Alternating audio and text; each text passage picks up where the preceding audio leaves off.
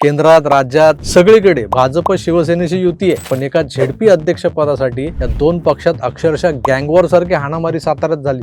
निवडणुकीच्या दिवशी नेमकं काय झालं हे चित्रणात दिसतंय आपल्याला। टीव्हीवर काही फुटेज आपण पाहिलेले, काही प्रत्यक्षदर्शी पत्रकार सांगतायत की मंत्र्यांच्या अंगावर पोलीस जाऊन गेलेत। एक कॅबिनेट मंत्री दमदाटी करत चक्क गुंडासारखं वर्तन करत होतं। हे नाट्य जिथं रंगलं होतं त्या रस्त्याच्या कडकडनं जाणारी सामान्य जनता ही बघ्याच्या भूमिकेत होती, प्रेक्षकांच्या भूमिकेत होती।